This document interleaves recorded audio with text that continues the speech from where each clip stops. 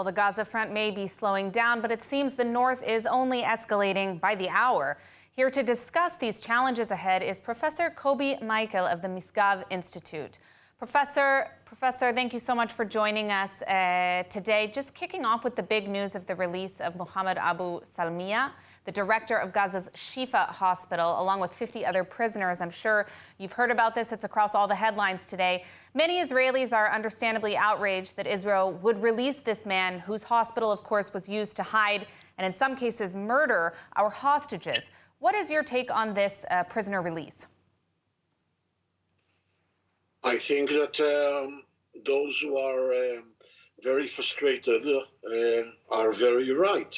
I think that it was a mistake.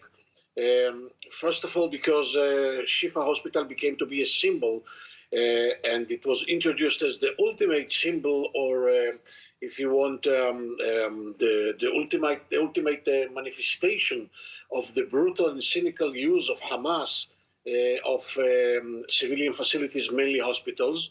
And we sieged the hospital in the first phase of the war several days, and in the second phase for 3 weeks, and in the third phase we entered and surprised Hamas there in the compound. And I mean, everybody understands that the main principle of this hospital was fully aware to the idea that Hamas compound was built just beneath the hospital. So I think that it was a mistake to release him. I think that it was a mistake to release him also because he's a sort of an asset with regard to a potential future deal with regard to the hostages.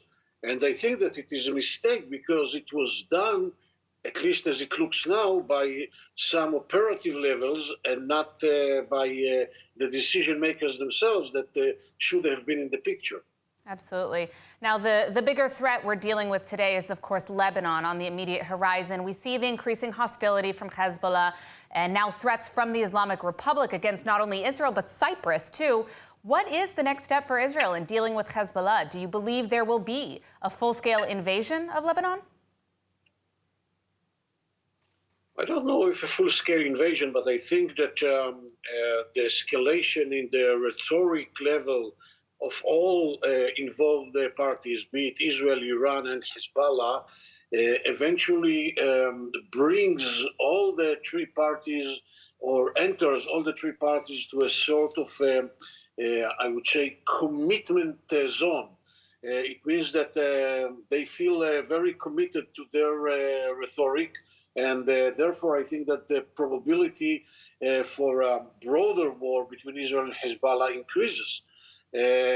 But anyway, I don't believe that we have any other option to reshape the reality, the security reality in South Lebanon, because I don't believe that we are able to reach an agreement. And I believe that even if we will reach to an agreement, it will be breached immediately, a day after. Well, let's hope that we can get a broad coalition of unity on this issue. I think the people of Lebanon and the people of Israel actually have shared interests on this. Professor Kobi Michael, thank you so much for joining us today.